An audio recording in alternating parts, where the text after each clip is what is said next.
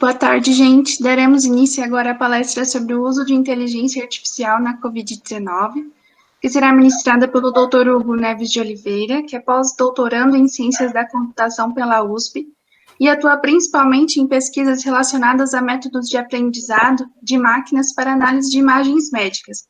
Recentemente, ele desenvolveu um método de segmentação dessas imagens que auxilia a detecção de doenças pulmonares por meio da radiologia e que pode ser implementado no diagnóstico da Covid-19. Seja bem-vindo. Muito obrigado, pessoal. Muito obrigado, Isabela. E o pessoal da Biotecnologia da USP que fez esse convite. Vai ser um prazer estar aqui apresentando para vocês. Você já consegue ver minha tela? Só para confirmar? Consigo. Já está tudo certo, né? Uhum. Então, vou começar aqui.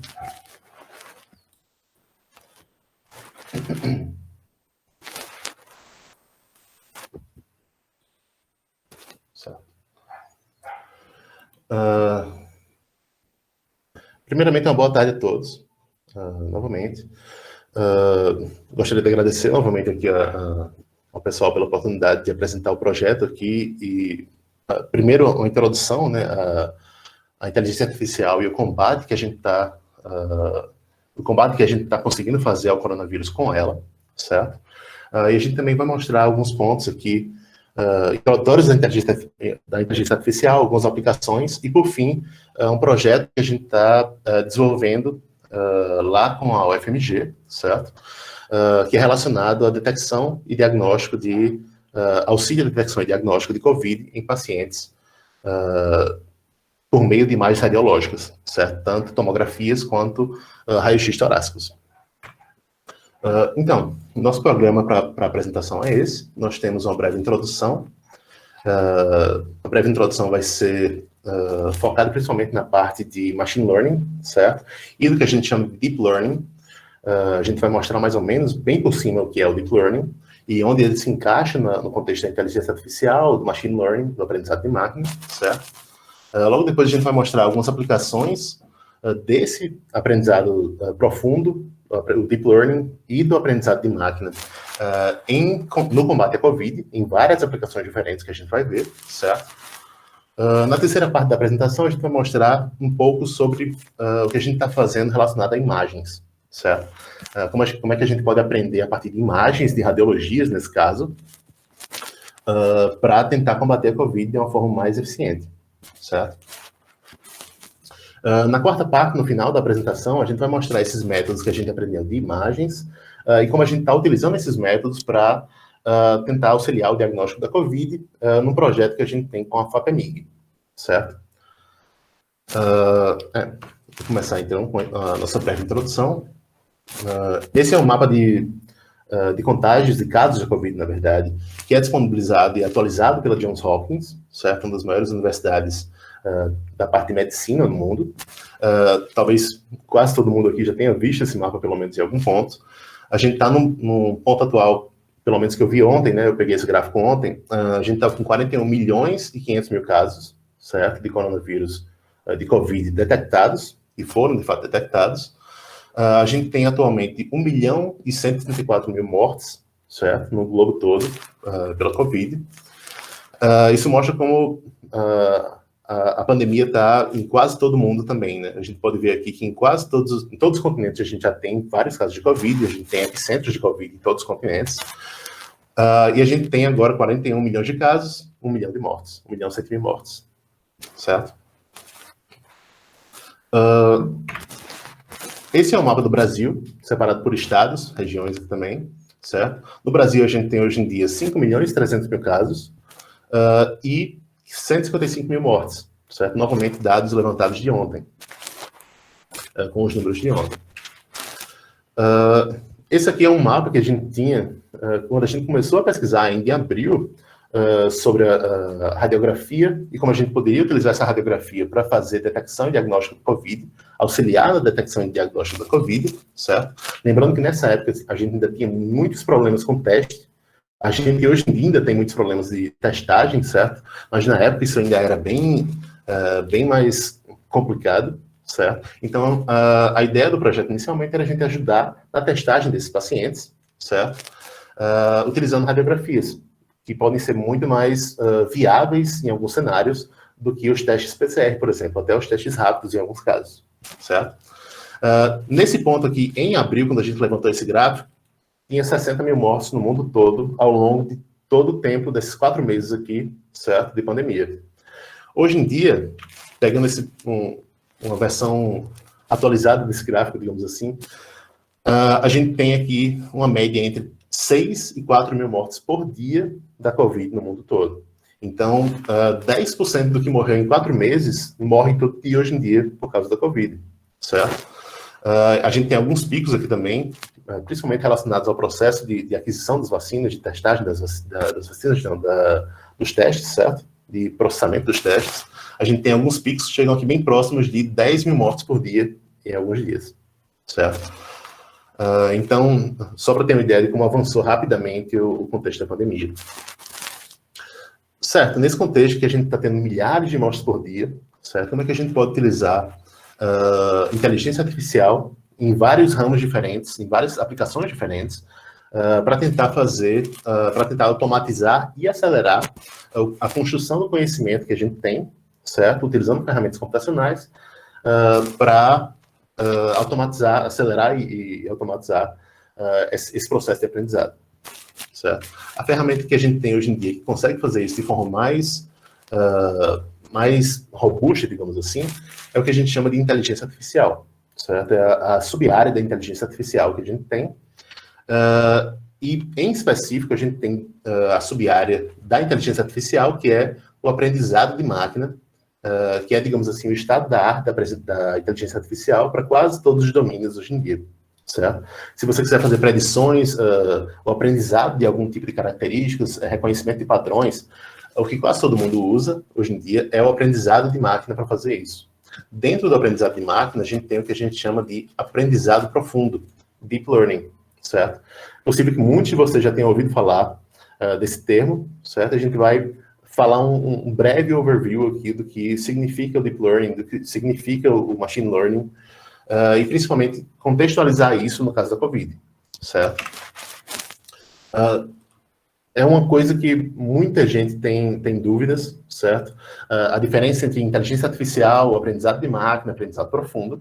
Então, a gente vai utilizar aqui um breve infográfico para mostrar para vocês a diferença entre esses 3 conceitos, certo?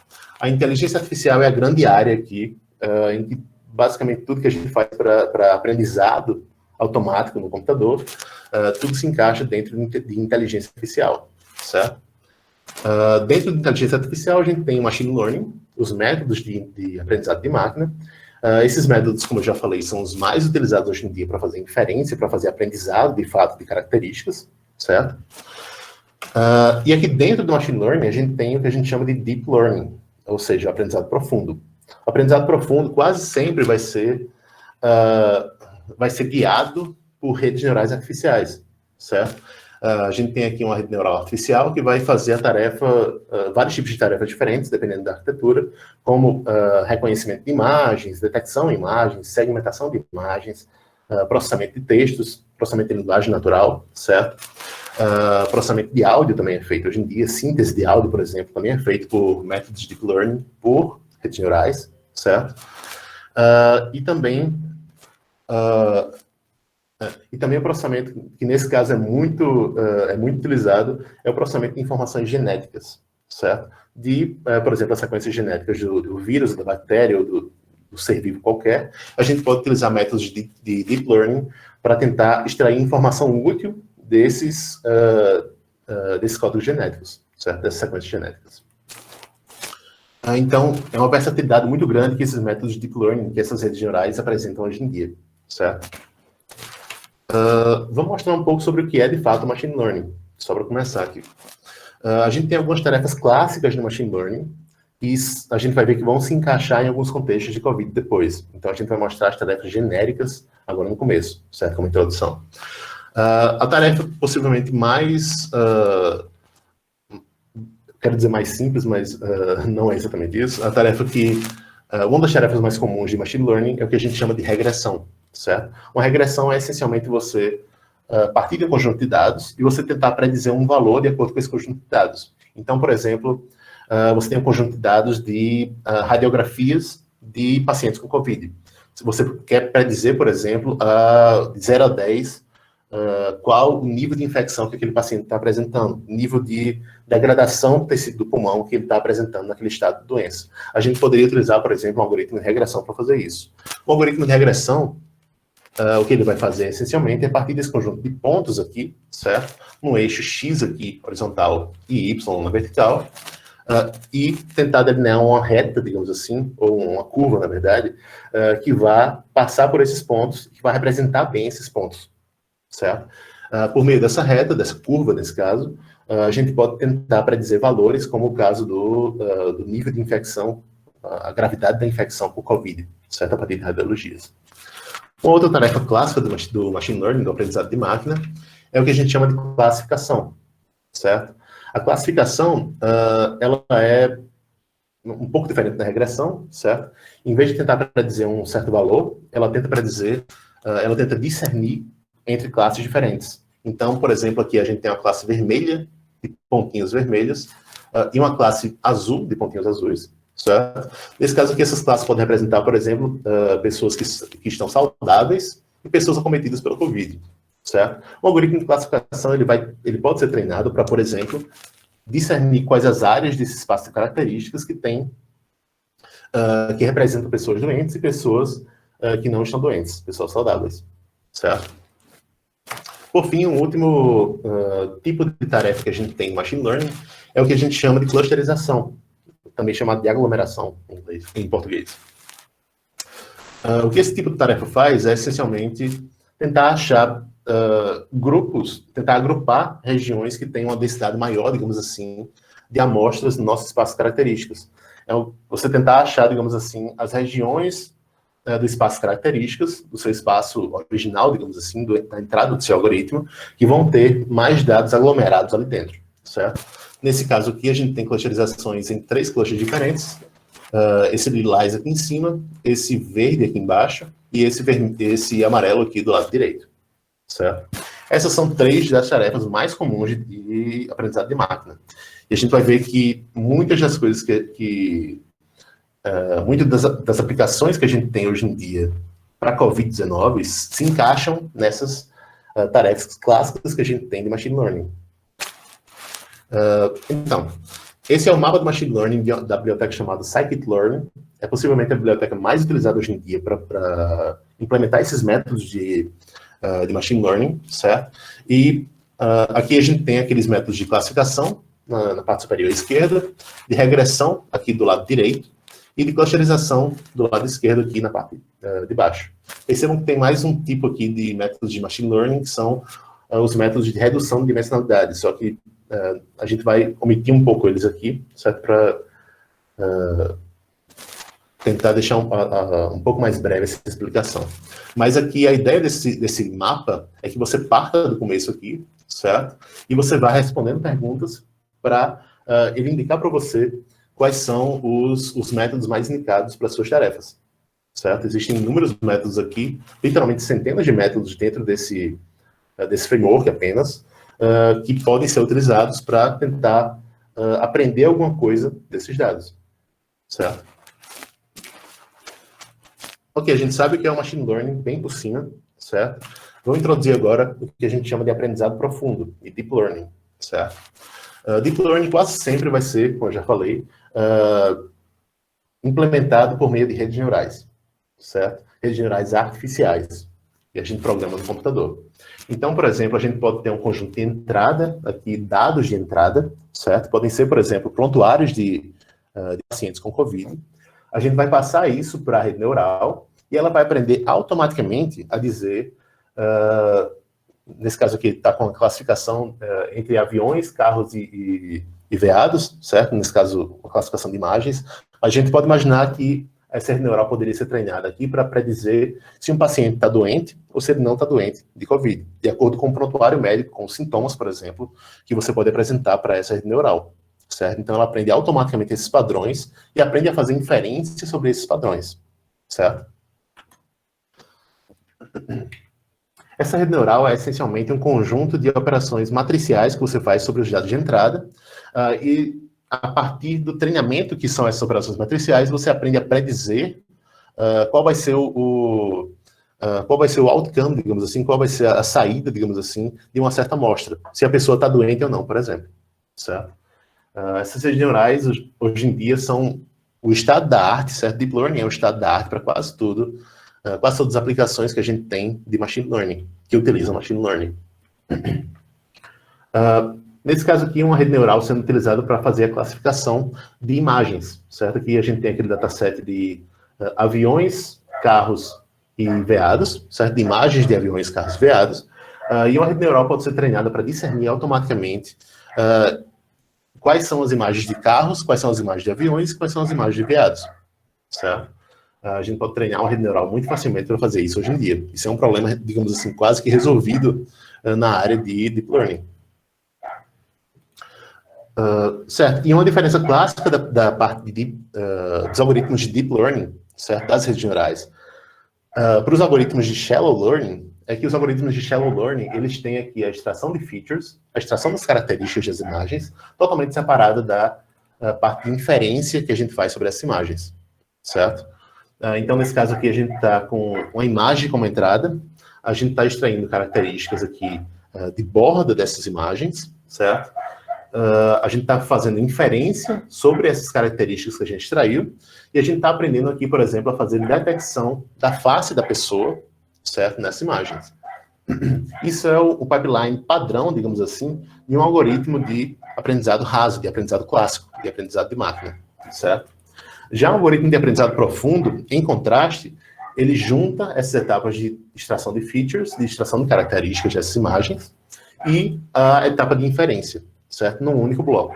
Nesse caso, vai ser uma rede neural profunda, uma rede neural deep, uma Deep Neural Network, que vai fazer tanto a extração de características, quanto a inferência sobre esses dados.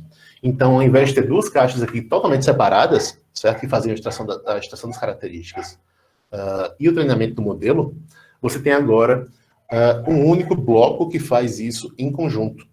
Esse é o grande ponto do Deep Learning. Você fazer essas duas operações de extração de características e de inferência ao mesmo tempo. Você treinar as duas em conjunto, certo? O que acontece é que aqueles métodos de aprendizado raso, de shallow learning, de aprendizado clássico, certo? Eles geralmente precisam de menos dados, certo? As características desses algoritmos, os features que a gente extrai das imagens, por exemplo, são desenhados geralmente por humanos, certo? O humano vai lá e desenha um certo tipo de algoritmo que vai, que talvez seja representativo para aquela tarefa que ele está querendo resolver. Ele faz a extração das características de forma totalmente independente da inferência, como a gente já falou, certo? E esse tipo de algoritmo só funciona com dados estruturados.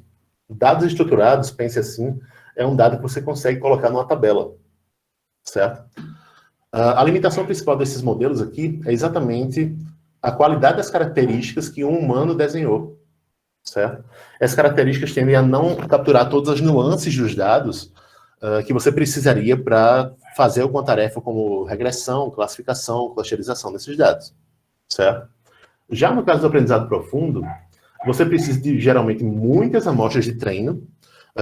Quando eu falo muitas, em alguns casos são entre milhares e milhões de amostras, certo? Anotadas manualmente por humanos, digamos assim. As características, ao invés de serem desenhadas por humanos, elas são otimizadas automaticamente pelo algoritmo para casar, para resolver aquela tarefa, digamos assim, certo? A extração de características é feita em conjunto com a inferência. Essa é a grande diferença, na verdade, dos algoritmos de machine learning clássico para os algoritmos de deep learning. Esses algoritmos de deep learning conseguem trabalhar sobre dados não estruturados, ou seja, dados que você não conseguiria colocar na tabela, digamos assim, certo? Dados com altas correlações, por exemplo, como imagens, textos, áudios, por exemplo, vídeos, que têm uma altíssima correlação entre amostras. Os algoritmos de aprendizado profundo, eles tendem a funcionar melhor para esse tipo de dado, certo? Agora, a limitação principal desse tipo de algoritmo não é mais a qualidade das características. já que elas são otimizadas diretamente para o problema que você está querendo resolver, certo? A limitação desses algoritmos agora é a quantidade de dados anotados que você tem. Você passou de um problema de modelagem, certo? Um problema de extração de características que era feito manualmente, para um outro problema, que é a quantidade de dados rotulados que você tem, certo? A mesma coisa que eu estou falando aqui, só que, felizmente, a gente vive num mundo em que dados rotulados a gente tem em todo canto agora, certo? Por exemplo, toda vez que você vai numa rede neural e marca a região em que está a sua face, você está rotulando essa imagem para um algoritmo de aprendizado de máquina, para ele aprender a fazer isso de forma automática depois, certo? Toda vez que você vai no Facebook, por exemplo, no Instagram, e marca a região que está a face de alguém, ou a sua face, você está dizendo para o algoritmo que ali é uma região de face. Você está anotando imagens gratuitamente para o algoritmo, certo? Um outro exemplo disso é aqueles CAPTCHAs, certo? Não sei se todo mundo já viu isso aqui, mas você tem aqui duas palavras nesse caso, e você tem que digitar o texto que tem nessas duas palavras aqui em formato de imagens, perdão, e você tem que digitar em formato de texto o que está naquelas imagens. Você está anotando o texto que tem naquelas imagens, que você consegue discernir, mas que a máquina não necessariamente vai conseguir. Você está anotando dados gratuitamente, novamente, para a Google, por exemplo, para o Facebook, certo? Um outro exemplo aqui, mais próximo da nossa realidade, certo? Do caso da Covid, nesse caso. Você tem, por exemplo, uma imagem de raio-x, e você está querendo, você paga, digamos assim, um radiologista, você coopera com um radiologista, para ele fazer a detecção de certas doenças dessa imagem. Então, por exemplo, se ele classifica essa imagem como Covid, ele vai estar anotando essa imagem para você poder utilizar no treinamento de uma rede neural, de um algoritmo Deep Learning, por exemplo, depois. Certo? Então, quase nada que você faz online hoje em dia não é um dado que você está anotando. Certo? Seja em redes neurais, seja em busca do Google, por exemplo, seja em visualização do YouTube. Certo? Então, a gente tem uma abundância de dados hoje em dia, o que meio que mitiga esse problema que a gente tem aqui da falta de dados, certo? De dados anotados para os algoritmos de aprendizado profundo. E só é possível por causa da internet hoje em dia, certo? Do Big Data que a gente tem hoje em dia, da enorme e abundante quantidade de dados anotados que a gente tem. Certo? Agora que a gente viu esse pequeno exemplo aqui de como a gente poderia criar um pipeline, digamos assim, de machine learning, a gente vai ver algumas aplicações do aprendizado de máquina no combate à Covid, certo? Algumas aplicações principalmente relacionadas a texto, certo? E dados tabulares. A primeira que eu quero mostrar para vocês aqui, a gente tem todos os links aqui embaixo, certo? Nos footnotes aqui da apresentação, no rodapé de apresentação. Eu posso passar para vocês a apresentação depois, se for o caso também. Nesse caso, é uma tarefa de degradação de vacinas, certo? Isso é um dataset enorme que foi disponibilizado pelo Kaggle, certo? Pelo grupo de Stanford. E a ideia desse projeto aqui é utilizar algoritmos de aprendizado de máquina para prever quais vacinas vão se deteriorar em um certo tempo, dadas certas condições, certo? Essa é a primeira aplicação que a gente está vendo aqui. Vocês podem acessar os dados e já ver o que tem de desenvolvimento de algoritmos de aprendizado de máquina nesses dados aqui, certo? Tudo disponível publicamente no site do Kaggle, da competição no Kaggle. Uma outra aplicação interessante que a gente tem visto é o monitoramento e rastreio de casos, certo? Tanto a nível de região, quanto a nível de país, quanto a nível global, certo? Você tem vários datasets que fazem isso, na verdade, que você pode encontrar hoje na literatura, e também competições aqui, como é o caso dessa competição 7 e 8 aqui, também do Kaggle, certo? Que tem os datasets e já tem os resultados preliminares que o pessoal conseguiu com esse dataset, certo? Você pode entrar lá e dar uma olhada nos dados se você quiser, tudo público. Agora, como é que a gente pode fazer para aprender desses dados tabulares que o pessoal está fornecendo para tentar fazer essa inferência, certo? Criou esse dataset, disponibilizou esses dados e o pessoal está tentando fazer inferência com esses dados. Como é que a gente faz inferência com esses dados? geralmente a gente usa, no contexto de Deep Learning, a gente usa o que a gente chama de Multilayer Perceptron para aprender desses dados tabulares, desses dados estruturados, certo? Esse é o tipo de rede neural mais comum que a gente tem hoje em dia, mais padrão, digamos assim, que a gente tem hoje em dia. E ela serve muito bem para trabalhar com dados tabulares, certo? Então, a ideia inicial para começar a trabalhar com esse tipo de dado é uma Multilayer Perceptron, uma MLP, certo? Vocês podem... eu posso passar mais material sobre isso depois, links para vocês lerem sobre isso depois, certo? Para quem tiver interesse. Mas pulando aqui para outra aplicação que foi bem interessante, é um dos maiores datasets que a gente tem na literatura agora sobre isso, que é o CORD-19, certo? Esqueci exatamente o que é o acrônimo, vocês podem entrar no site aqui para checar depois, mas é um dataset de meta-análise, certo? É um dataset enorme de papers relacionados à Covid-19, certo? E você tenta fazer várias coisas automaticamente, tentar extrair informação desse texto, certo? Automaticamente, utilizando Deep Learning, certo? E você está tentando extrair conhecimento automático desses papers. Em vez de você ler literalmente 1000 papers para tentar fazer uma meta-análise, você pode automatizar esse processo agora, utilizando os algoritmos de machine learning para fazer isso, certo? Então, a gente tem vários ramos aqui diferentes nesse único challenge, que também está no Kaggle, aqui embaixo. Alguns deles são, por exemplo, sobre transmissão, incubação, prevenção e controle, certo? Quais os métodos mais indicados para todas as tarefas. Quantização dos fatores de risco de comorbidades, por exemplo, certo?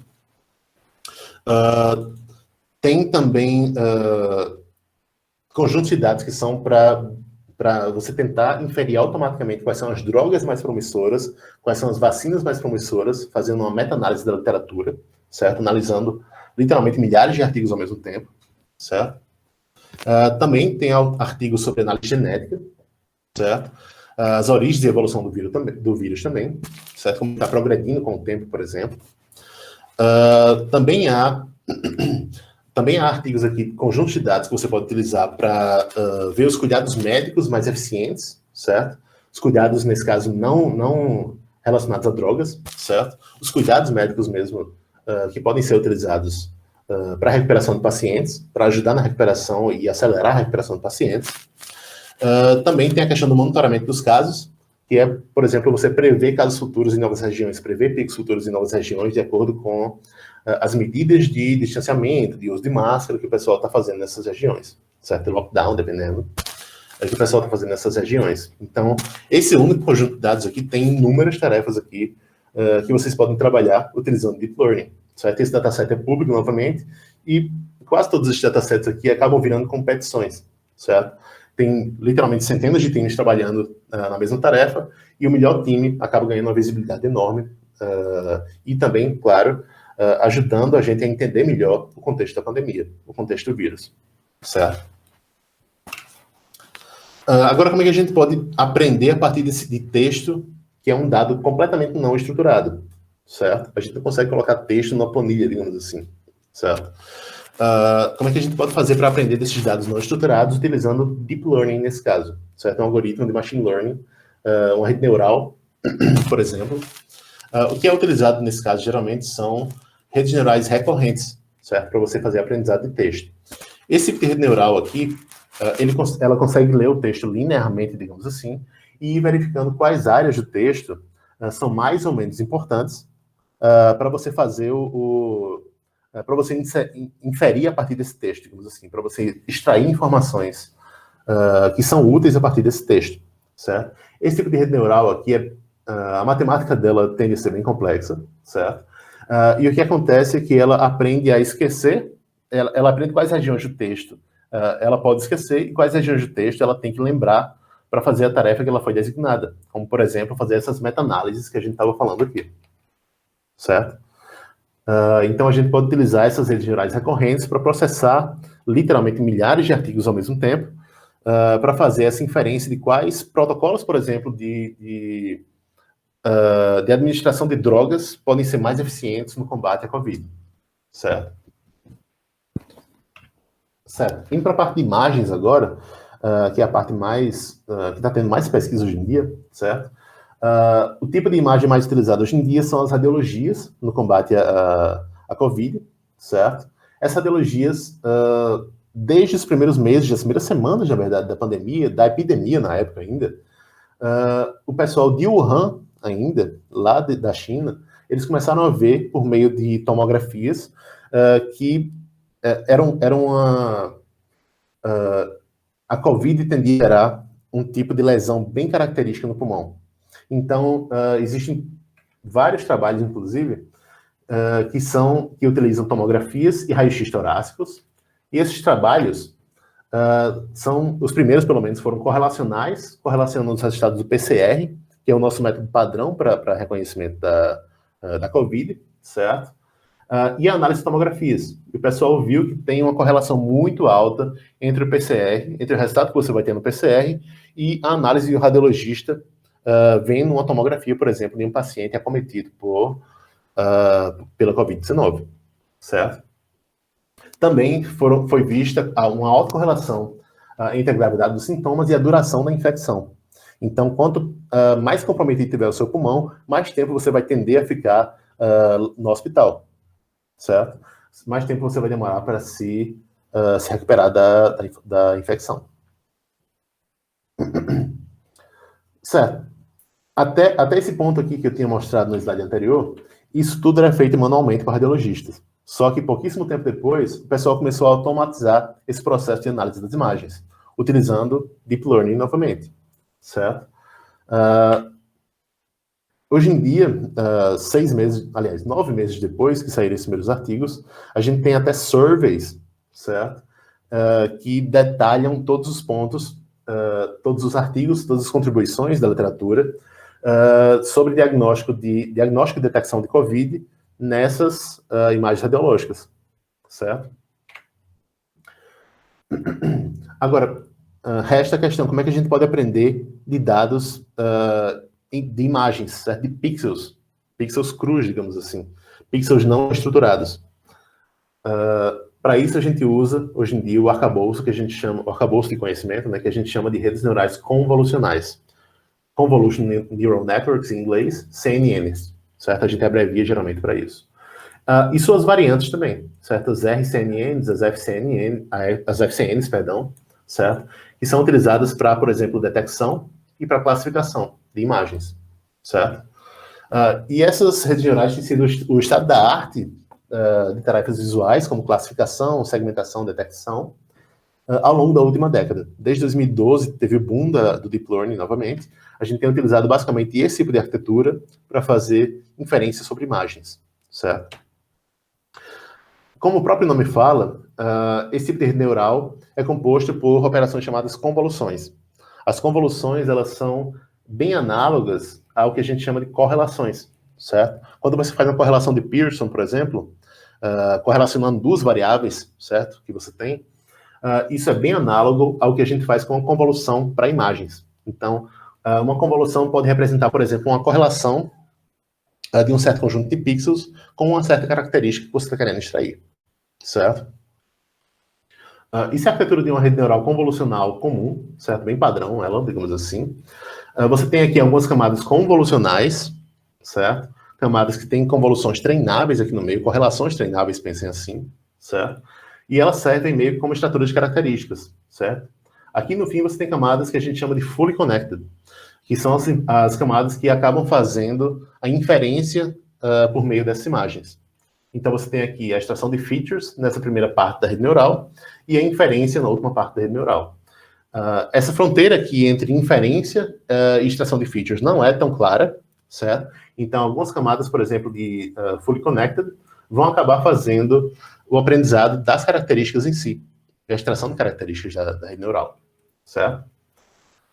E agora entrando mais na parte do nosso projeto, utilizando esse arcabouço de imagens que a gente acabou de passar por cima, certo? De fazer um overview, a gente vai falar um pouco sobre o projeto do CAD COVID, certo? O projeto que a gente tem com a UFMG, que a gente está tentando extrair características tanto de tomografias quanto de raio-x, certo? Começando com os raios-x, elas são imagens bidimensionais, certo? Raios-x torácicos aqui da região do tórax. Eles são exames muito baratos, então você encontra aparelhos de raio-x em hospitais locais, por exemplo, certo? Eles são relativamente baratos. eles são viáveis em larga escala porque você consegue imagiar muitas amostras, porque simplesmente você tem mais equipamentos de digitalização desse tipo de sinal, certo? A contrapartida que a gente tem para esse tipo de sinal são são as tomografias, certo? Que a gente abrevia geralmente para CT scans, tomografias computadorizadas. Essas são imagens volumétricas, ou seja, elas são tridimensionais, elas têm 3 eixos, certo? Ou seja, se ela tem 3 eixos, ela tem mais informação do que as imagens bidimensionais. Porém, elas são exames muito mais caros e menos disponíveis, principalmente em áreas mais remotas, certo? A ideia do projeto é utilizar os dois e tentar aprender dos dois ao mesmo tempo, em algum ponto, certo? Para isso, a gente tem três problemas principais que a gente vai atacar aqui, certo? Nesse projeto, que a gente já está atacando, na verdade, durante o projeto. São a centralização dos exames, porque a gente não tem nenhum repositório local aqui no Brasil em que a gente centralize exames de várias instituições diferentes, certo? Está todo mundo trabalhando separado aqui nos seus próprios métodos, mas ninguém está centralizando esses exames. A gente tem a questão da segmentação dos pulmões, que foi fruto do meu trabalho de doutorado, né? Era um método de segmentação de imagens radiológicas, certo? Isso pode ser utilizado, por exemplo, para pesquisas futuras, porque para detectar lesões do pulmão, você tem que primeiro segmentar a área do pulmão, para você não estar trabalhando com essa área de fora, que tem o coração, que tem as vísceras do paciente, digamos assim, certo? Ossos aqui fora também. Isso acaba atrapalhando um algoritmo de deep learning na hora de tentar aprender os dados reais, tentar aprender características que vão representar bem esses dados reais, certo? E por fim, a gente tem a questão do auxílio ao diagnóstico. É outro problema que a gente está tentando resolver com o nosso algoritmo, certo? Você pode alimentar, por exemplo, uma imagem para uma rede neural dessa, uma rede neural convolucional, daquelas que a gente mostrou, certo?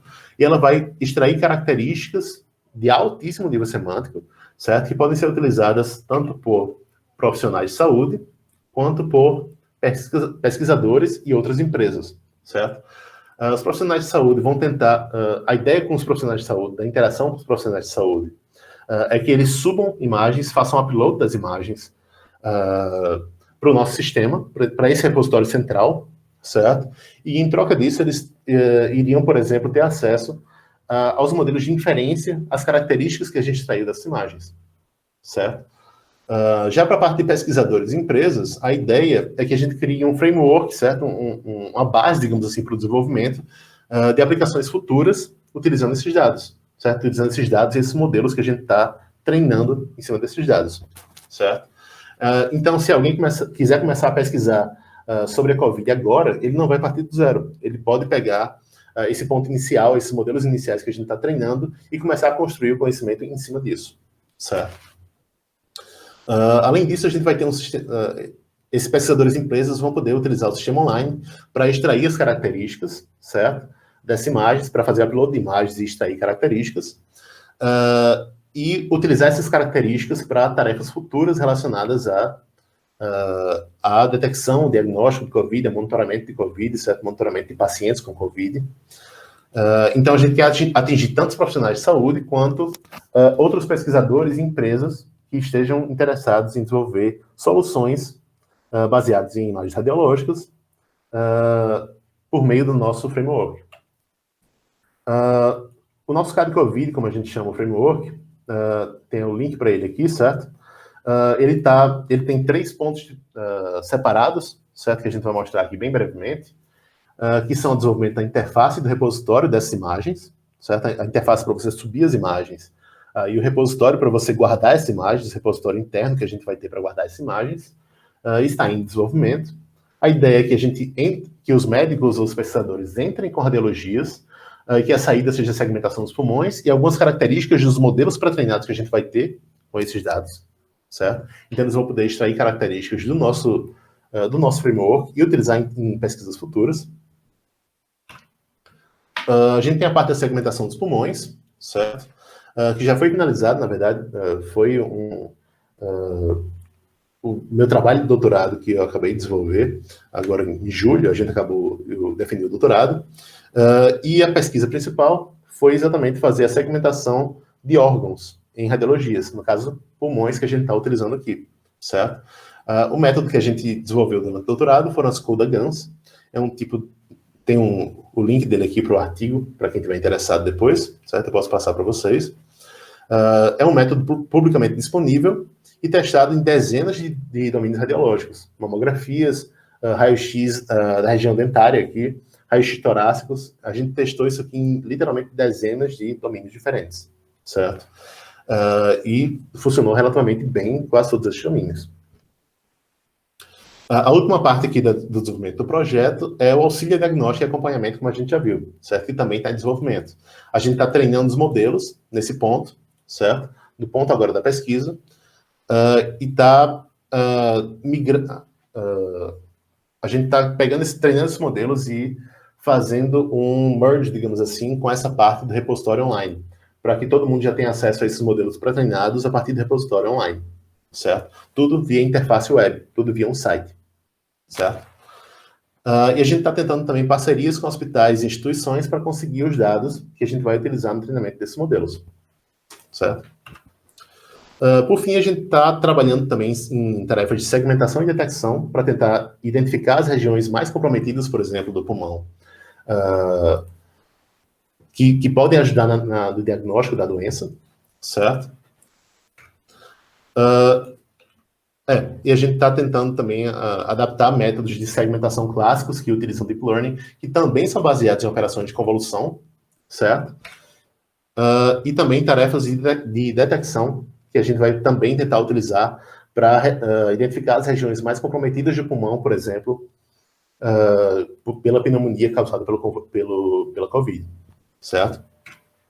Então, aqui é um exemplo clássico aqui de detecção, certo?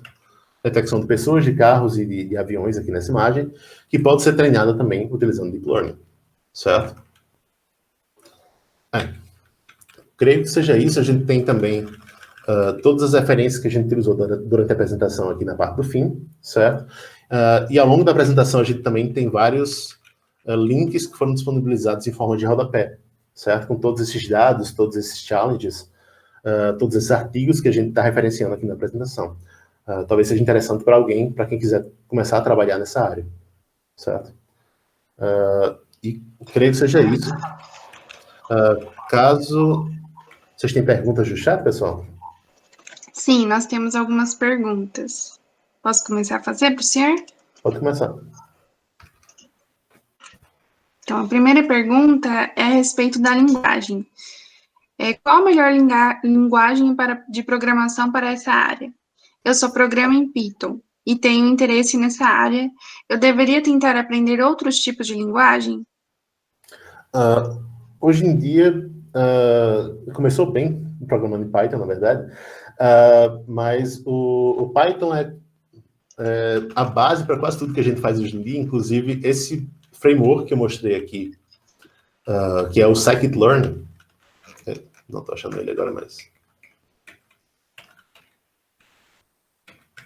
O framework que eu mostrei aqui em algum ponto, que é o Scikit-learn, esse aqui, ele é feito em Python, e ele segue mais ou menos a filosofia do NumPy, digamos assim, certo? Ele é construído em cima do NumPy, que é uma biblioteca muito comum em Python, certo? Então, você tendo conhecimento bom no NumPy já é um ótimo passo para você começar a programar esse algoritmo de machine learning clássico no Python, certo? Através dessa biblioteca, que é o Scikit-learn. Já sobre a questão do Deep Learning, certo? A linguagem também é Python que você tem que utilizar, em geral. Então, a gente tem os frameworks como o TensorFlow, o Café, TensorFlow e o PyTorch, que são todos construídos em Python, certo? E você utiliza também eles em Python. E além disso, além do Python, talvez uma linguagem boa para você começar a aprender seja o R, certo? Enquanto o Python é muito bom na parte de learning, certo? De aprendizado mesmo de máquina, o R é muito bom na parte de estatística e de ciência dos dados, certo? Se você quiser fazer análises estatísticas mais simples, digamos assim, o R tende a ser melhor, certo? Uhum. Outra pergunta é a respeito da qualidade da análise. Sobre usar textos sobre um determinado assunto para o Deep Learning. Como eu filtro a qualidade da publicação?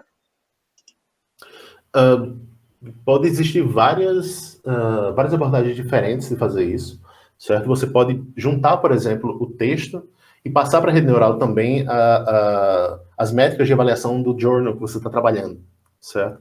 Se você passar um journal, por exemplo, um artigo de um journal que tem um H factor, por exemplo, um fator H baixo, ou seja, ele vai tender a ter artigos menos impactantes. Você pode fazer com que a rede neural una essas duas informações, certo, de entrada que você passou para ela, para dar um peso menor para esse arquivo, para esse artigo, na verdade, certo? Então você pode fazer uma fusão disso, e além disso, as redes neurais também funcionam quase que automaticamente como seletores das amostras mais importantes, certo? Dependendo do método que você for utilizar. Então elas, em teoria, já seriam meio que capazes de fazer isso automaticamente. Entendi. E uma pergunta a respeito da capacidade do computador. O Flávio pergunta, para computar esses dados, é necessária uma capacidade computacional absurda? Sim. Essa é uma das grandes limitações que a gente tem hoje em dia para desenvolvimento de Deep Learning, principalmente em tarefas como imagens, textos, que geralmente você tem que processar literalmente milhares ou milhões de textos ou de imagens, certo? E essas redes neurais aqui, elas são basicamente um conjunto de operações matriciais que você faz sobre os seus dados, certo? Sobre suas imagens, sobre seus textos. Como tem aqui mostrando, certo? Tem uma multiplicação de matrizes, uma soma aqui no fim, e as redes neurais são treinadas a partir dessas operações matriciais. O que acontece é que essas operações matriciais, operações vetoriais como um todo, certo? Elas são muito bem otimizadas, são muito bem aceleradas por GPUs, certo? A placa gráfica do seu computador, por exemplo, ela pode ser muito boa para acelerar esse tipo de operação. Se você for rodar numa CPU, por exemplo, rodar na sua máquina normal sem ter uma GPU, isso vai tender a demorar entre 10 e 100 vezes mais do que se você treinar numa GPU. Então, quase tudo que a gente faz hoje em dia é trabalhando com a GPU, com a placa gráfica do computador, certo? E para isso a gente usa placas gráficas da NVIDIA em geral, certo? Que tem uma grande quantidade de memória, porque esses modelos tendem a requerer uma enorme quantidade de memória interna da placa de vídeo, certo? Mas a gente consegue acelerar isso para treinar um modelo desses em questão de horas ou dias, dependendo da quantidade de amostras. Uma outra questão é sobre a tendência do uso da inteligência artificial na rotina dos hospitais. Tipo, para quem esses dados estão disponíveis e quais são as implicações que isso tem? Por exemplo, a respeito da privacidade desses dados, se isso vai substituir algum dia um serviço feito por humanos e se existe uma legislação por trás disso. Primeiramente, sobre a questão da privacidade, né, que é, de fato, um problema muito... isso tem que ser considerado em, basicamente, qualquer aplicação que você vai trabalhar na área de medicina, né? Então, a gente não vai deixar os dados públicos, certo? Os dados do pessoal que fizer upload, eles não podem ser deixados públicos, porque para deixar público você teria que passar pelo conceito de ética, todos os participantes teriam que, por exemplo, assinar formulários. Então, a ideia é que a gente consiga essas parcerias formais com as instituições para que os dados fiquem apenas no nosso repositório. Aí você deve estar se perguntando, mas se os dados vão ficar privados, você não vai estar meio que quebrando a ideia de tentar facilitar o acesso a esses modelos? Se você disponibilizar um modelo pré-treinado, digamos assim, essa neural pré-treinada, e não disponibilizar os dados, o pessoal ainda pode extrair muitas informações importantes diretamente do modelo pré-treinado. E isso sem comprometer a privacidade, né, das pessoas que tiveram as imagens upadas para o nosso sistema, certo? Acho que teve uma segunda pergunta que eu não respondi. Como isso vai ser aplicado nos hospitais e se tem uma legislação, se tem alguma lei específica? Se isso vai chegar a substituir os humanos no trabalho? uma coisa que a gente sempre tenta deixar bem claro é que isso não é para uma pessoa, por exemplo, em casa, chegar, baixar uma imagem, fazer o upload aqui e vai dar lá, por exemplo, você está com 90% de chance de ter Covid, de acordo com essa imagem.